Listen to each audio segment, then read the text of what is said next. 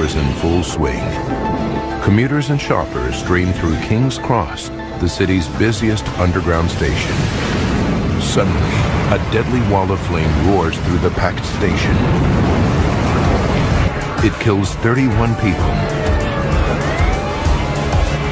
The world's oldest subway system suffers the deadliest fire in its history. Now, using advanced computer simulations, we reveal exactly what caused the tragedy. Disasters don't just happen. They're triggered by a chain of critical events. Unravel the clues and count down those final seconds from disaster.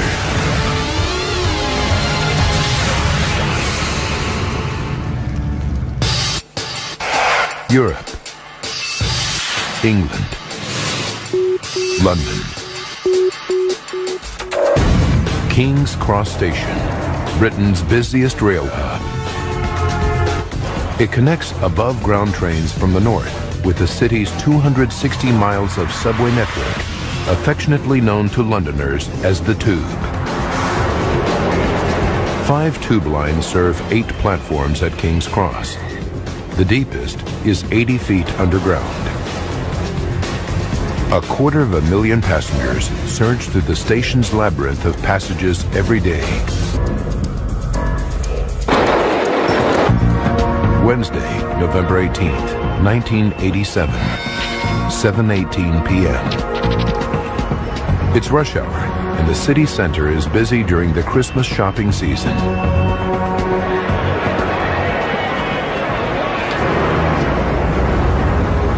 For one man, the buzz and bustle of London is a new experience.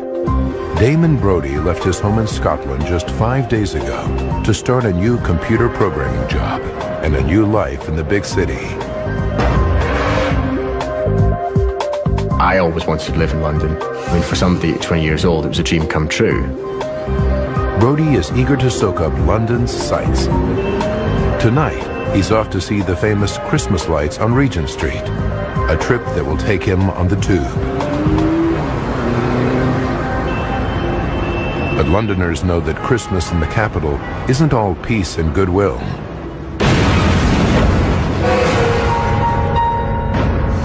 In 1983, the Irish Republican Army bombed Harrods department store. The blast, 8 days before Christmas, killed 6 people. Now, intelligence experts fear that the IRA may once again target London. But nobody knows where the terrorists might strike.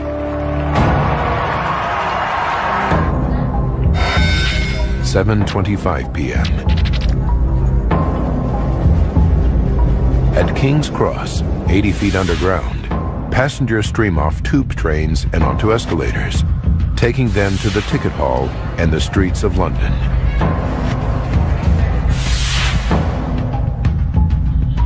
On the Piccadilly line escalator, several commuters spot a man in a blue boiler suit descending into a nearby manhole. Workmen are a familiar sight on the wooden escalators of the dilapidated tube system. 2 minutes later, electronics engineer Philip Squire joins the escalator going up. He heads toward the street, obeying tube etiquette by standing on the right. As I was standing there, I was just looking around as you do, and I happened to look down. He sees something strange. A light beneath the wooden steps. I could see this very bright glow, very intense.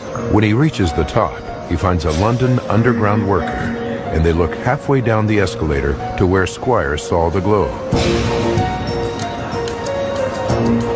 But there's no sign of it. I felt a bit silly because you couldn't see anything. So to be honest, I felt stupid. Philip Squire goes on his way, embarrassed to have caused concern.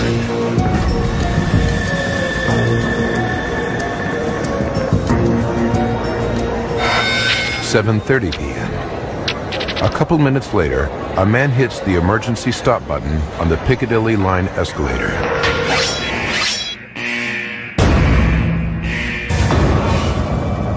A British transport policeman on routine patrol investigates. He sees a small flame on one of the wooden steps. It's not a huge surprise. Fires are a fact of life on the aging infrastructure of the tube. There have been over 400 in the previous 3 decades.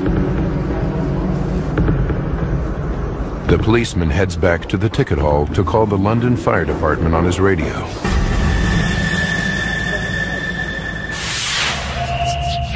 Down below, staff follows routine procedures, taping off the Piccadilly line escalator to divert passengers away from the tiny fire. 7:39. 9 minutes after the fire alert, police evacuate the station as a precaution.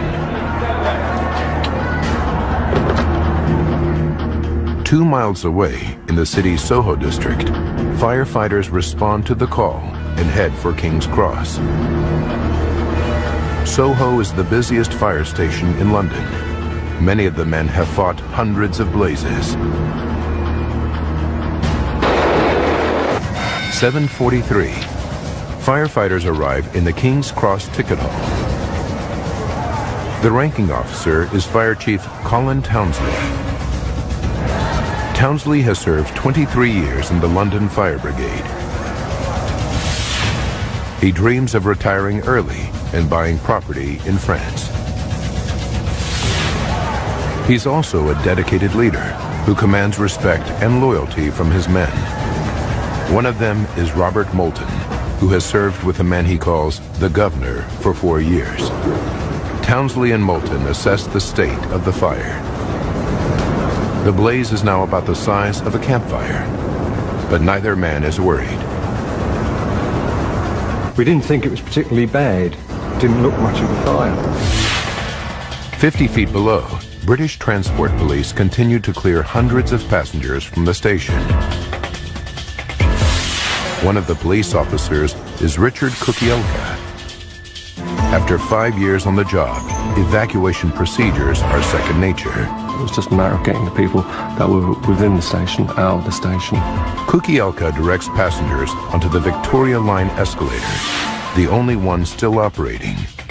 It runs parallel to the Piccadilly Line escalator and emerges in the same place, the main ticket hall, just below street level. Heading up to the ticket hall with the throng is London newcomer Damon Brodie. He was on his way to see the Christmas lights, but his trip has been cut short. Well, there was no panic, there was no rushing, there was no it was just normal.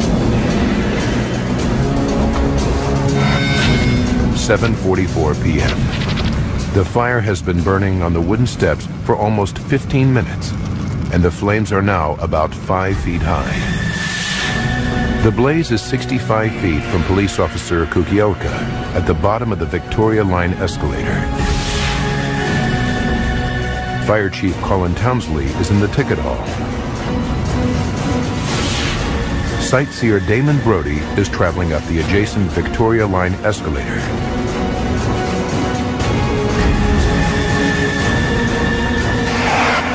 Brodie reaches the top of the escalator and steps into the ticket hall.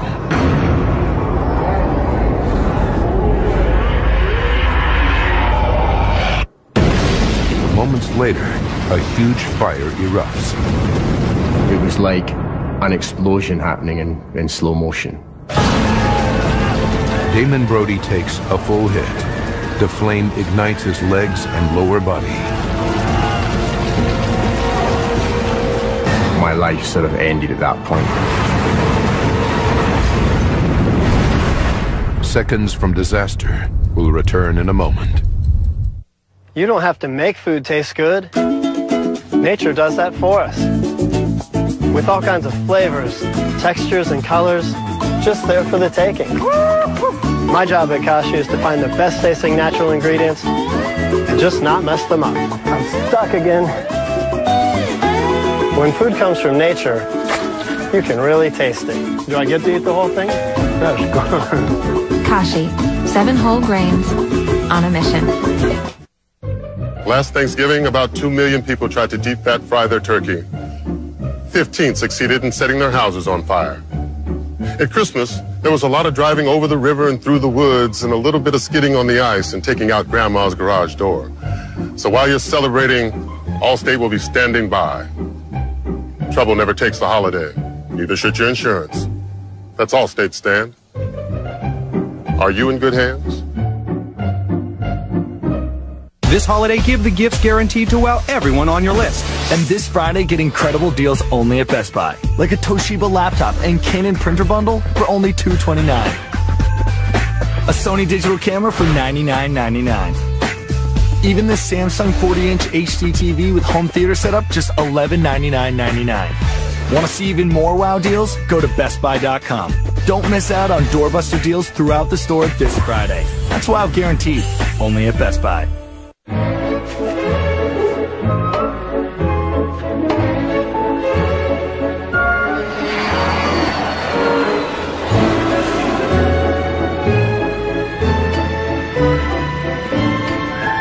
At GE, we're combining imagination with advanced technology around the world to make it a better place to live for everyone.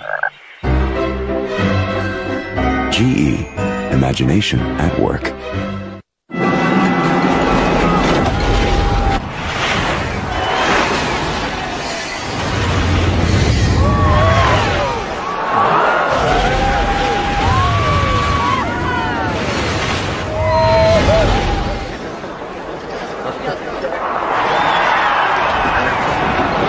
Don't just watch it, live it. Experience the ultimate in high definition with LG Full HD. LG, life's good. Sunday, inside America's prisons, drugs, gangs, and riots plague the system. So are prisons making criminals even worse? Released back on the streets, they're stronger, meaner, and more connected. We're creating monsters. Prison Nation. Premieres Sunday at 8 on Nat Geo. Tonight, a National Geographic film crew is embedded with a Special Forces team on a mission that goes terribly wrong. At 9, most of us use the internet every day. Terrorists do too. The internet is the medium through which these guys are recruited. A look inside their war on the web. At 10, in their own words, these soldiers relive the U.S. Army's bloodiest firefight in the Afghan War. It all starts tonight at 8 with Inside the Green Berets. And now back to Seconds from Disaster. In London's King's Cross Station, a small blaze erupts into a ferocious inferno, spewing fire like a flamethrower and engulfing dozens of commuters.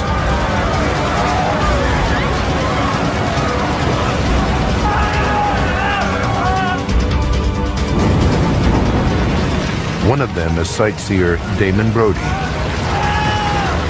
I knew that particularly the back of me was on fire quite badly and around my legs area.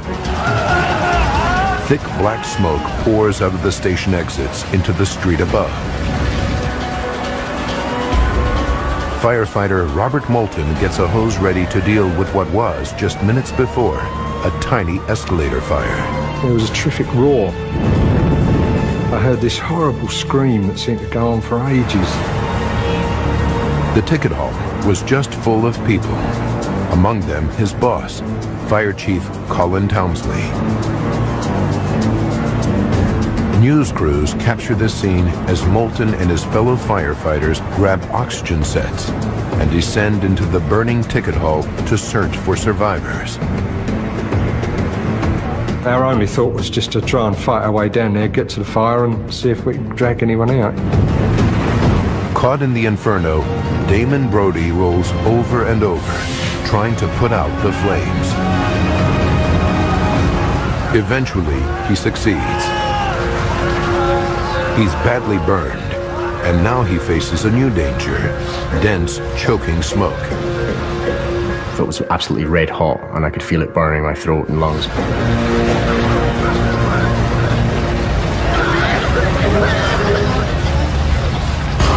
Moments after the fire erupted, from the bottom of the Victoria Line escalator, police officer Richard Kukielka sees a chilling sight. When I looked up the escalators, all I could see was darkness. When he sent passengers up the escalator, he unwittingly sent many of them straight into an inferno. But the blazing ticket hall is the only way out to the streets.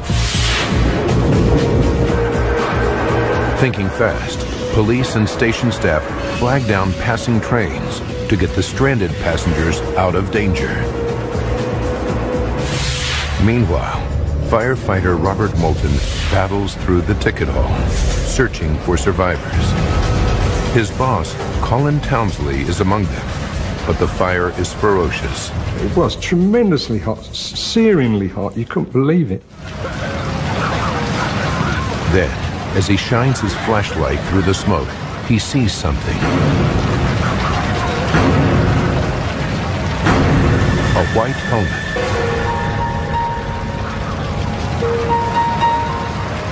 White helmets are only worn by fire chiefs. Put my face mask right up against the helmet and shone me torch on it, and I could see it was white, and I just knew it was Colin. Townsley's not moving, and even if he is alive, Moulton knows his boss's lungs will be full of toxic smoke. He rushes to get him into open air. Deep underground, police officer Kukielka thinks he's gotten everyone out, but then he hears a shout. A colleague has found a passenger slumped at the bottom of the escalators. His hair was burnt, and his head was burnt, and his hands were badly burnt. He was in a lot of pain. He was screaming and shouting, and he was in a lot of pain. The man needs urgent medical attention, but he's too badly burned to evacuate by train. Kukielka fears they're trapped. Then he remembers that there is another way out. They drag the man to some iron gates leading to the exit. But when they reach them, they discover that someone has locked them. Open the gates! Hello! The only decision we could make then was to actually try and kick the iron gates down. Kukielka yanks frantically on the gates, but they won't budge. And he can't radio for help because his walkie-talkie doesn't work underground.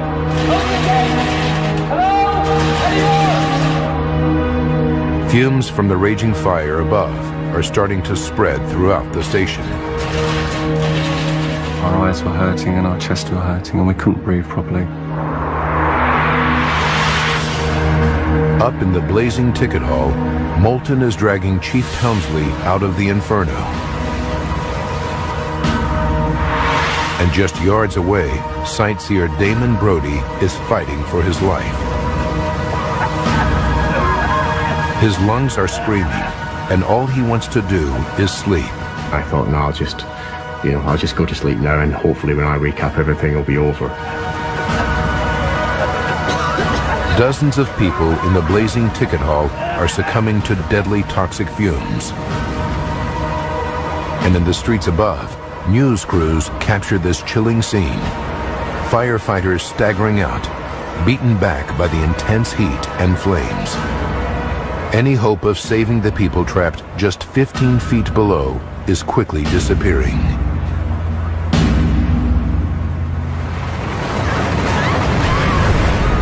Stay tuned for more Seconds from Disaster. Maybe it's the way they move, their lidless eyes, flickering tongue, or their fangs that deliver venom that can kill a man in an hour. Whatever the reason they are feared, man's relentless assault on them may be triggering an evolutionary change, altering their defense mechanisms so they're harder to hunt. Because a rattlesnake that doesn't rattle means no warning when you get too close. Explore Ultimate Viper premieres tomorrow at 8 on Nat Geo. His first days will stay with you forever, but what will stay with him forever is his first smile. His V-Smile Baby, the first interactive development system designed to get your child's mind running even before he can walk. V-Smile Baby uses shapes, colors, and sounds to engage your child in learning adventures that grow as he grows. He'll not only connect what he does to what he sees, you'll connect with each other too. And that will put a smile on both your faces for years to come. Turn playtime into brain time. V-Smile Baby from VTech.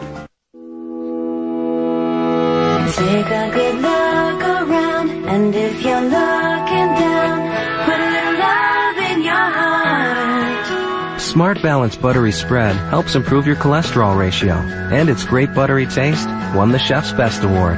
Naturally trans fat free, an excellent source of ALA omega-3s, it's part of the Smart Balance food plan. It's all about balance. Put a little love in your heart. My allergies make it hard to work, but I can't take an allergy medicine that puts my head in a fog. That's why I'm cleared and clear out here and in here too. Whether it's dust, mold, or Sam here, Claritin relieves all my worst indoor allergy symptoms for 24 hours. I sneeze, this guy could lose his nose. Only Claritin is proven to make me alert and focused. And Claritin won't make me drowsy like other allergy medicines can. For me, a sharp mind's more important than a sharp chisel. Non-drowsy Claritin. Live Claritin clear, indoors and out.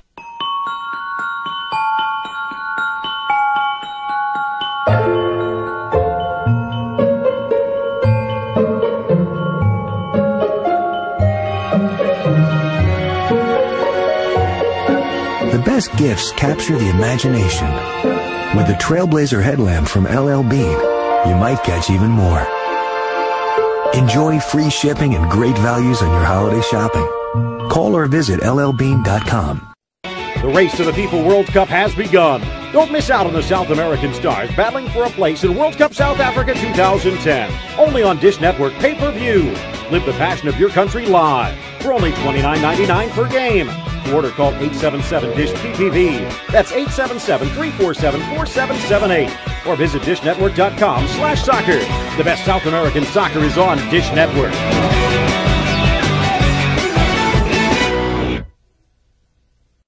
So you're going to college. Well, I guess you did real well on your exams. Well, here's a new question for you. How are you going to pay for your education? A, look for loose change in the sofa. B, sell ad space. C, play the lottery.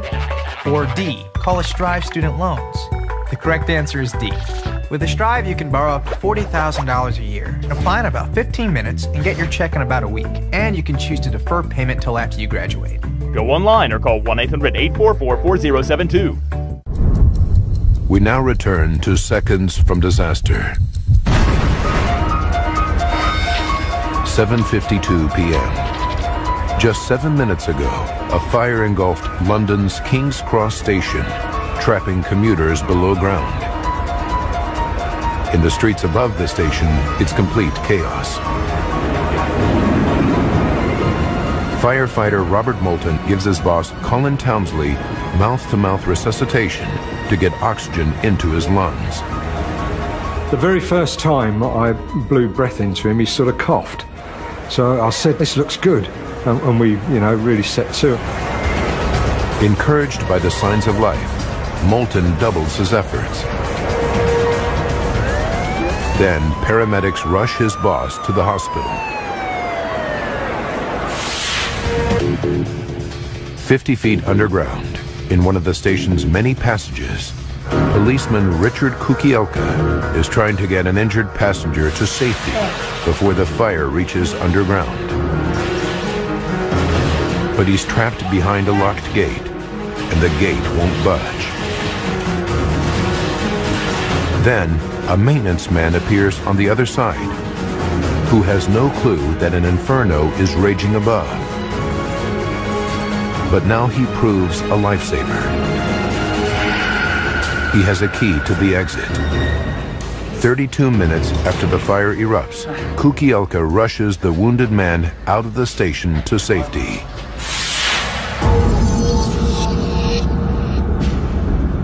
Up in the blazing ticket hall, several yards from the escalator, the last of Damon Brody's strength is slipping away.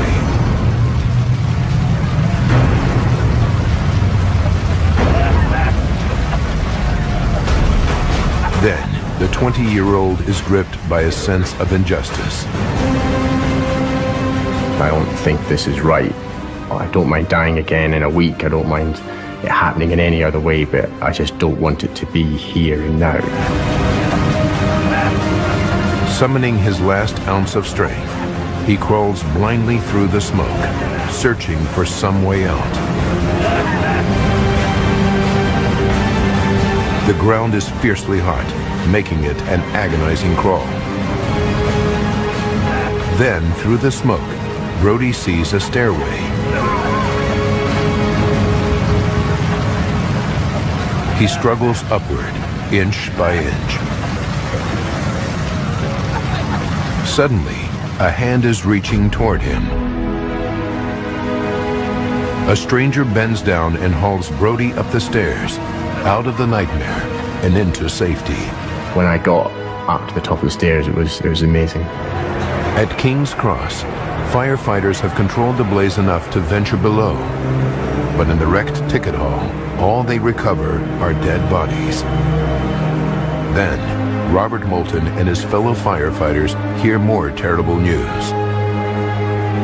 Their boss, Fire Chief Colin Townsley, has died at the hospital of smoke inhalation. Obviously, we're all very shocked and sorry, and it was a bit numbing, really.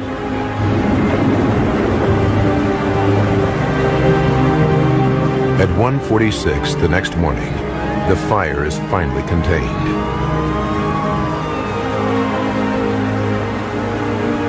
The Inferno kills 31 people and seriously injures another 20.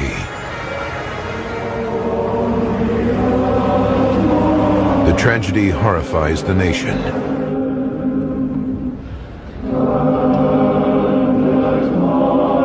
Royalty and the British public come together in grief.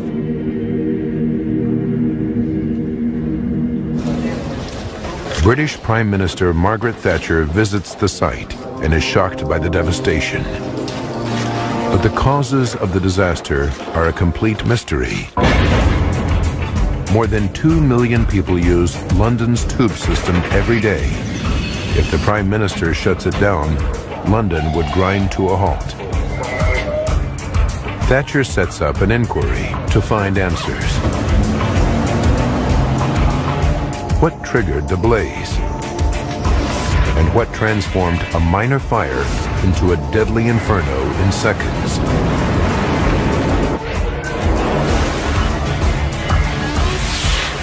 Now, by rewinding the events of that fateful day, and by going deep into the investigation, we can reveal what really happened in the King's Cross Inferno. Advanced computer simulation will take us where no camera can, into the heart of the disaster zone. The government appoints an investigation team of 21 experts from 5 different agencies. Engineer David Shillito is one of the lead investigators. Shillito has been an expert in major fire disasters for more than 30 years. In the burned-out shell of King's Cross, Shillito looks for clues to the spread of the fire. The burning patterns were fundamentally important. It was the shapes of the burning on the escalator, the way the smoke had blackened the underground structures. It was a sudden bursting forth of a major fire. Within hours, police officers track down anyone who might have witnessed the blaze. They interview hundreds of people. Several describe how a jet of flame shot up the escalator and into the ticket hall like a flamethrower. The sheer explosive force of the Inferno suggests a disturbing possibility. A terrorist attack. The IRA has bombed Londoners before. Is this the start of a new chapter in its terror campaign, targeting travelers on London's tube? The investigation team calls in David Halliday, a forensic scientist who specializes in suspicious blazes. In the sealed-off station, technicians examine the wreckage of the burned-out escalator for clues.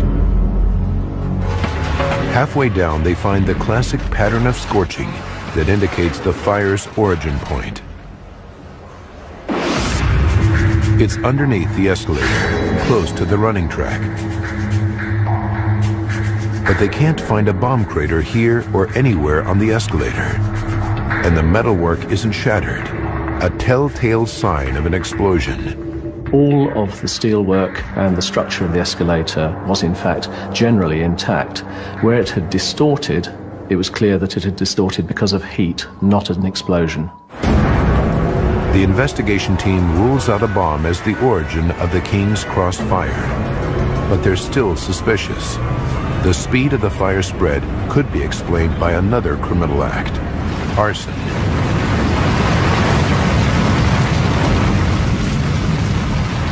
A man in a blue boiler suit was spotted by 3 eyewitnesses. Could he be an arsonist, a former tube worker with a grudge?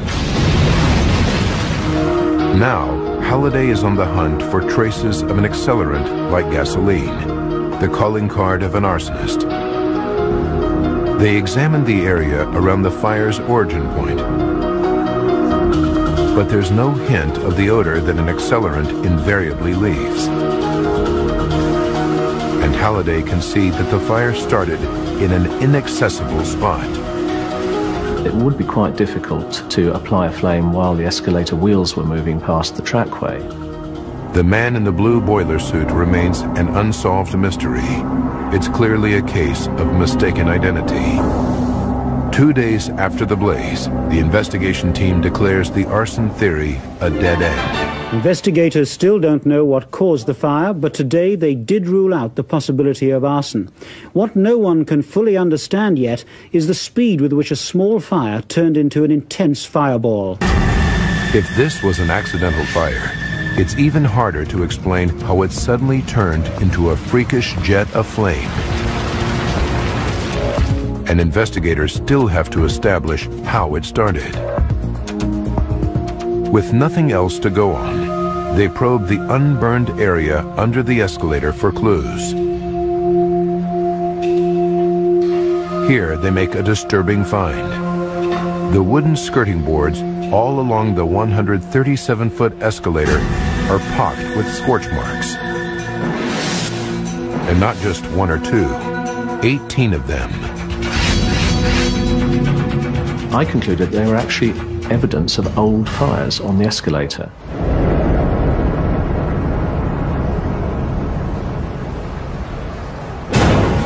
Something is triggering numerous small fires on the escalator, and one of them became the King's Cross blaze. There are dozens of wooden escalators on London's tube system. Until investigators trace the cause of the fires, it may only be a matter of time before Londoners face another deadly inferno. Stay tuned for more Seconds from Disaster. We got one.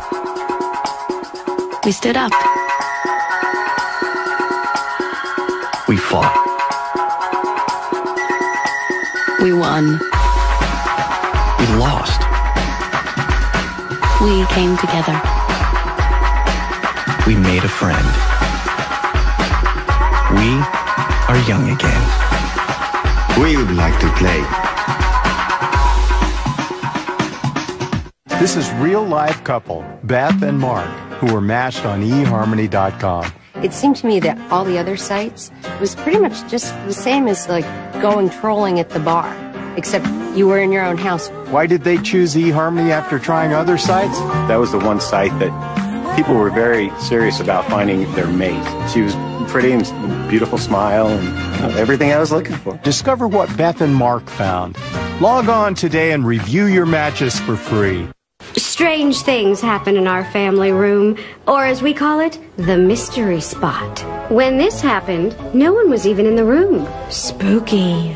This spot covered itself beneath a rug. Atmospheric phenomenon? Luckily, I've got the Bissell Spot Bot. Just put it right on a carpet stain and walk away. It does the work for you. The spot's gone for good. Amazing what can happen when no one's in a room. Also available, the Spot Bot Pet. Bissell, we mean clean. Sonicare is a part of good overall health. Its patented technology creates dynamic cleaning action, getting deep between the teeth and along the gum line. Sonicare. Help take care of your body.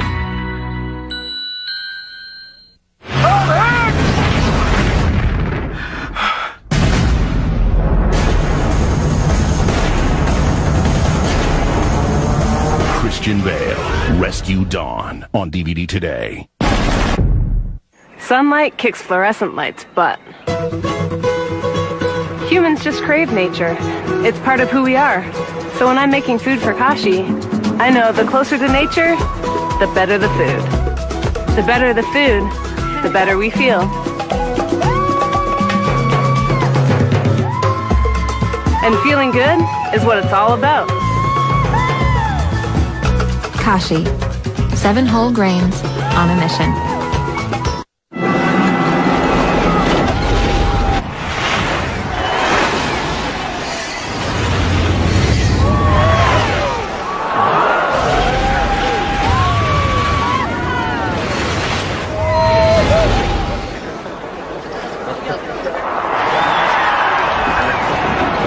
Don't just watch it, live it. Experience the ultimate in high definition with LG Full HD. LG, life's good.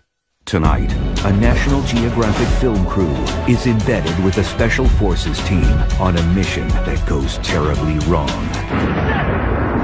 At night, most of us use the internet every day. Terrorists do too. The internet is the medium through which these guys are recruited. A look inside their war on the web.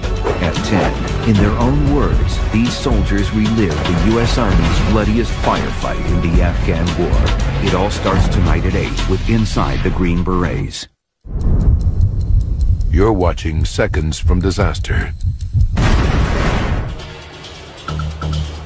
Forensic scientists investigating London Underground's deadliest fire have made a disturbing discovery.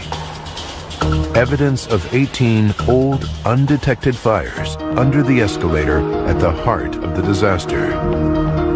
But they've also spotted something curious. Nearly all the scorch marks from these small fires are underneath the escalator's right-hand side.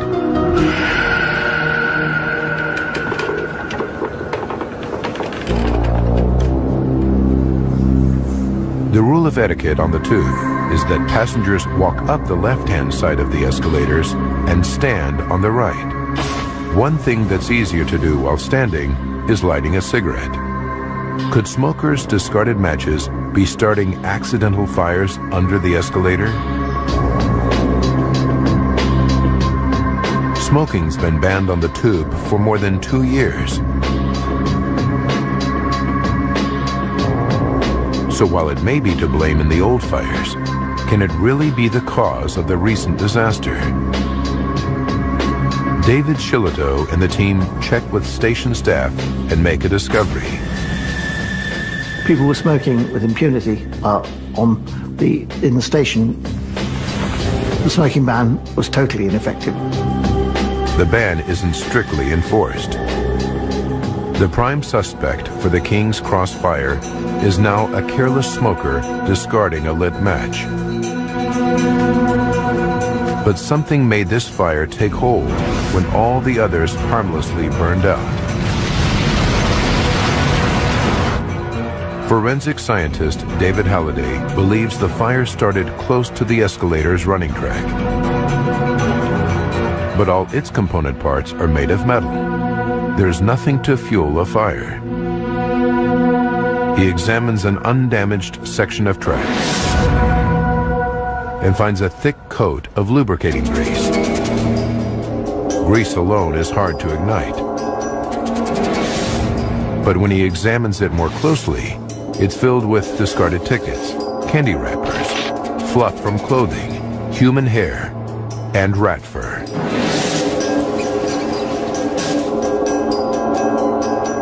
It's clear that the running tracks haven't been properly cleaned since they were built at the start of World War II. Could 4 decades of garbage have created a flammable mixture? Back in the police forensic lab, Halliday tests the grease and garbage mix. He applies a naked flame to replicate the effect of a burning match.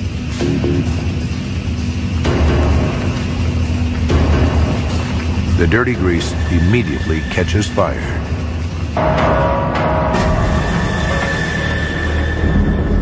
It seems that wooden escalators throughout London's tube network are at serious risk of catching fire. But igniting the dirty grease in a lab doesn't prove that a dropped match could start a fire in the real world. The only way to find out for sure is for David Shillito and the investigation team to recreate the chain of events at King's Cross Station. 51 days after the disaster, at 2 in the morning, the team gathers in the gutted Piccadilly line escalator. This is actual footage of their experiment. London firefighters are on hand to contain any blaze. Then, on its undamaged lower half, one of the team drops a lighted match through the half-inch gap between step and sidewall. 3, 2, 1, now. Investigators wait with bated breath. Will the flame ignite the dirt-filled grease?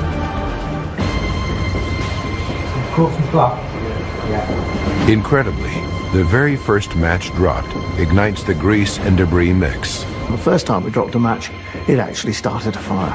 The very first match. Travelling up on the track. After only a couple of minutes, investigators can see the tiny glow through the gaps between the steps. About a metre of flame. In just under 7 minutes, flames start to lick up through the wooden steps. It's coming through on. It's now starting to come through on the steps. Do you want to stop this now? No, not yet. The experiment is working. But Shillito and the team face a dangerous dilemma. They need to see how the fire behaves, but there's a risk the fire might suddenly roar out of control, just like it did in the disaster. Are you getting unhappy about this yet? After losing a colleague to the disaster, the firefighters are all too aware of the risks. We're getting close to the time when we should withdraw.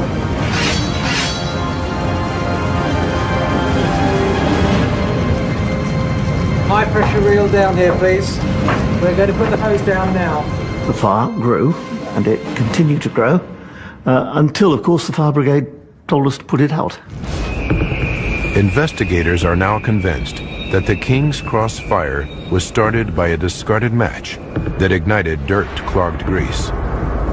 But to prevent a repeat of the disaster, they still have to solve its most fundamental mystery.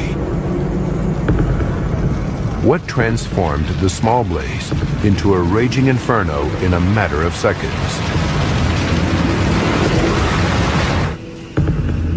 Investigators are certain that a small amount of lubricating grease wouldn't be capable of creating such a freakish phenomenon because it burns too slowly. The hunt for the missing factor intensifies. Now investigators consider a theory being talked about in the news. It suggests that a phenomenon unique to underground stations could be to blame. When a train enters an underground platform, it pushes a rush of air ahead of it.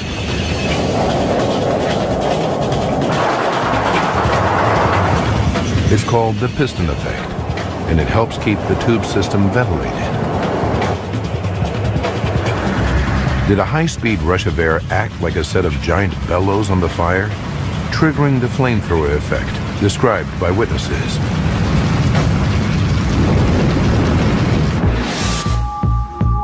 Investigators examine station logs from the day of the disaster. They need to analyze the movements of trains in and out to build a pattern of air movements up the escalator shaft. In the 10 minutes before the Inferno, trains departing underground platforms would have pulled fresh air down the escalator shaft, which wouldn't have had any major effect on the fire.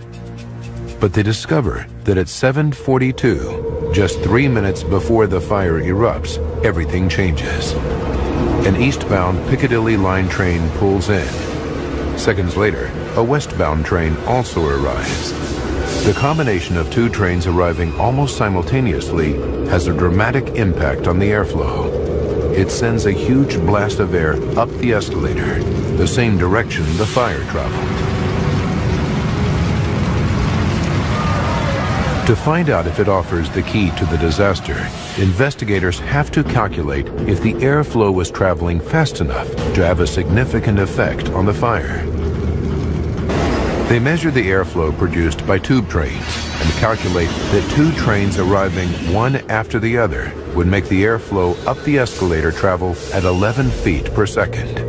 That's only 7.3 miles per hour, nowhere near fast enough to trigger the jet of flame.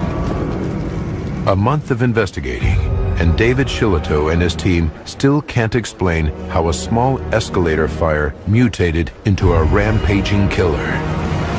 They've ruled out terrorism, arson, and the effects of airflow.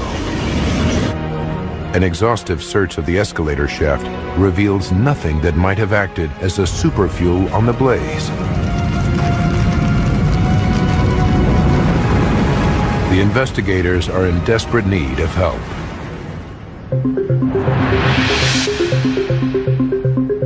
They turn to one of England's most famous seats of learning, Oxford, and the budding science of computer modeling. Dr. Ian Jones and Suzanne Simcox are pioneering the use of the world's fastest supercomputers to predict heat flow through buildings such as nuclear reactors. Investigators hope their software might reveal whether something about the configuration of the King's Cross fire zone could have triggered the Inferno. Simcox creates a computer model of King's Cross Underground Station and then starts a small virtual fire. As it starts to spread, something strange happens.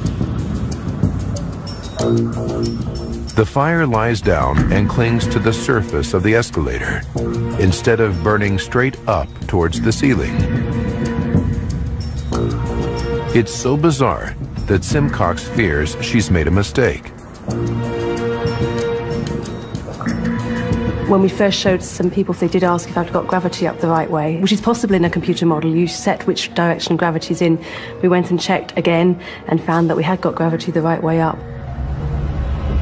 There was no mistake. The fire continues to lie low on the escalator steps. Then, within 30 seconds, it surges up the escalator at high speed.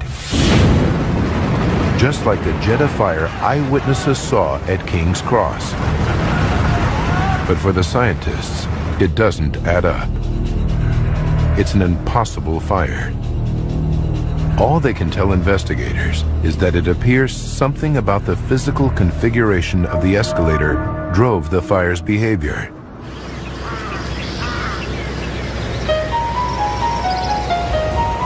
There's only one way to prove what it was. They have to recreate the King's Cross fire for real. July 1988, 9 months after the disaster. 180 miles north of London, in the Derbyshire countryside, David Shillito and the team began an ambitious experiment. In a field rented from a local farmer, they build a model of the Piccadilly line escalator and ticket hall using all the same materials. 2, 1, go. Then, a technician sets the escalator on fire in the exact same spot. The investigation team and computer scientists watch for the chance to finally discover what caused the King's Cross fire.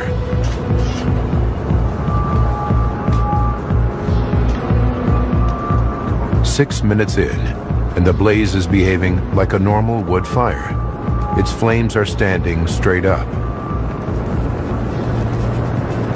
At this rate, it could take up to an hour for the test fire to reach the ticket hall. As the seconds tick by, it's beginning to look as though the computer model got it wrong. Investigators are once again staring defeat in the face. If the experiment proves a dead end, the mystery of the King's Cross Inferno may remain unsolved forever. Seconds from disaster will return in a moment. For 160 million years, these dinosaurs were lost. It was worth the wait. Sunday, December 9th, a desert boneyard is discovered. But this is no ordinary gravesite. It's a dino death trap. More than 400 specimens, nearly 40 dinosaurs found piled one on top of the other, uncovering the earliest known T-Rex ancestor. Twisted bodies suspended deep in a dino death trap. Premieres Sunday, December 9th at 8 Eastern on Nat Geo.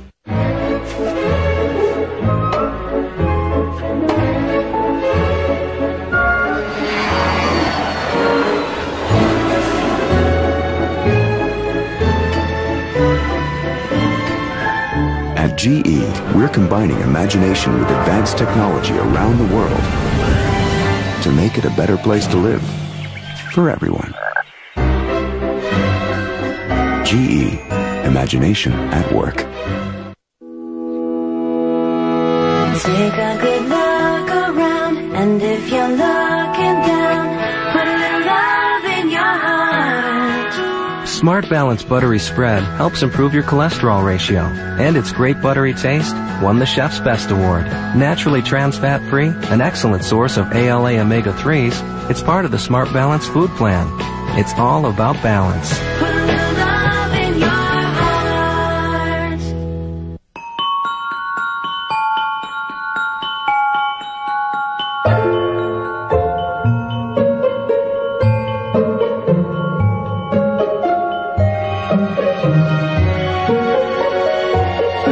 The best gifts capture the imagination.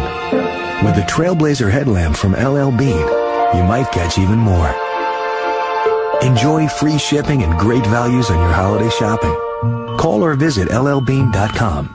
This holiday, give the gifts guaranteed to wow everyone on your list. And this Friday, get incredible deals only at Best Buy. Like a Toshiba laptop and Canon printer bundle for only $229. A Sony digital camera for $99.99. Even the Samsung 40-inch HD TV with home theater setup, just $1199.99. Want to see even more wow deals? Go to BestBuy.com. Don't miss out on doorbuster deals throughout the store this Friday. That's wow guaranteed, only at Best Buy. America's favorite home gym is more affordable than ever. Now you can get the all-new Bowflex Extreme for just $19 a month. Call the number on your screen for a free DVD or video and check it out. Bowflex's Power Rod technology delivers results. Powerful arms, defined legs, a stronger chest, and a toned, sexy core. And owning a Bowflex home gym is so affordable. Great results are easy with a new Extreme. All it takes is one simple workout, 20 minutes a day, 3 times a week, to get in the best shape of your life. The Extreme is built so well that we back it with an unrivaled 7-year warranty. And so effective, it comes with Bowflex's 100% satisfaction guarantee. Own the Extreme with no money down and payments of just $19 a month. And when you call right now, we'll give you the leg attachment upgrade free. Call for a free DVD or order your Bowflex Extreme for only $19 a month. And for a limited time, get the leg attachment free. Vipers, feared and persecuted. Man's relentless assault on them may be triggering an evolutionary change, altering their defense mechanisms so they're harder to hunt. Because a rattlesnake that doesn't rattle means no warning when you get too close. Explore Ultimate Viper premieres tomorrow at 8 on Nat Geo. And now back to Seconds from Disaster. Investigators trying to uncover the cause of London's King's Cross fire have built a wooden escalator and set it on fire. But the experiment isn't going well. The flames are standing upright and show no signs of turning into a killer inferno. Another dead end for investigators. Then, just minutes later, the fire changes dramatically. Rather than going straight up, the flames suddenly change direction. Now they lie down and start to cling to the wooden steps of the escalator, just like they did in the computer model. Temperature sensors reveal that the wooden steps directly above the fire are now incredibly hot. Within 20 seconds, investigators record temperatures of 1,500 degrees Fahrenheit. Seconds later, the flames erupt up the wooden escalator and burst into the model of the ticket hall. The scientists watch the flames in awe. Then they come to an extraordinary conclusion. Not one, but 2 phenomena combine to create the King's Cross Inferno.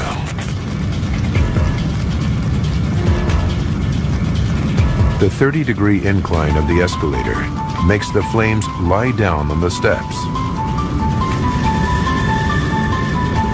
And the sides of the escalator contain the fire, creating a channel that concentrates the heat and flames and prevents them from escaping.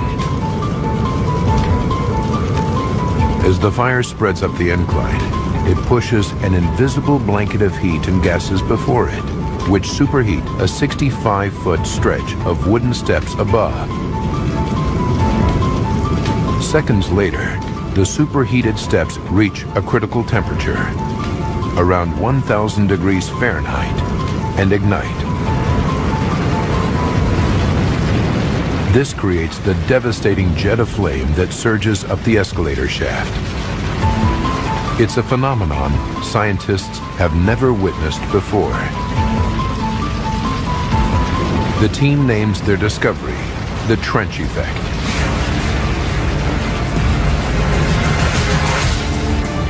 It's the final piece of the puzzle.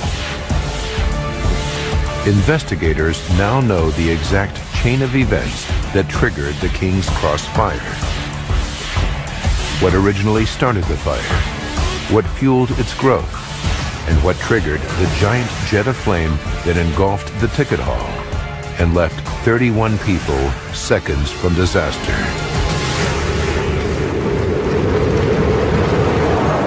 Wednesday, November 18th, 1987. Toward the end of rush hour, a passenger riding up the Piccadilly Line escalator drops a lit match. By chance, the match falls through a gap in the wooden steps and lands on the trash-clogged grease of the escalator running track. 7:29 p.m. 16 minutes to catastrophe. As the fire takes hold beneath the escalator, commuter Philip Squire sees the glow. He tells a ticket collector, but when they look from the top, the 30-degree angle hides it from view. 2 minutes to disaster. Firefighters arrive and assess the fire. It should be easy to contain. But what they can't see is that the trench effect is causing gases from the fire to superheat the wooden steps. 20 seconds to go. As passengers step into the ticket hall, the superheated stretch of escalator spontaneously ignites.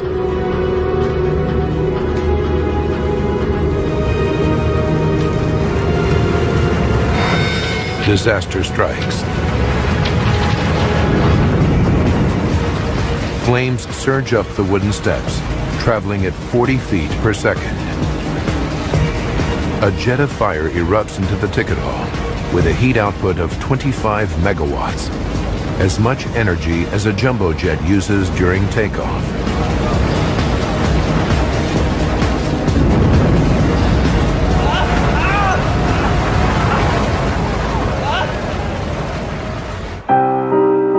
"31 people caught in the ticket hall inferno die from burns and inhalation of toxic smoke."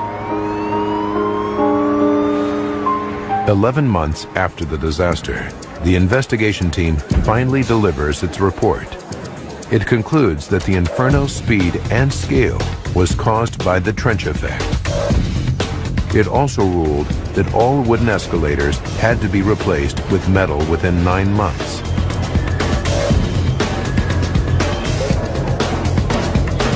London Underground started rigorously enforcing the smoking ban after the fire. It also trained its staff in the safest and quickest escape routes. Thanks to pioneering experimental work, fire teams around the world are now aware of the hazard posed by blazes on sloping surfaces.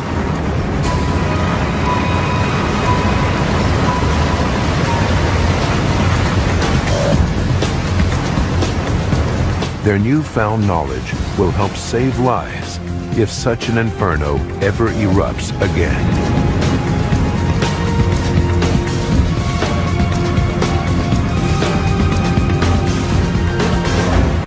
Do not attempt these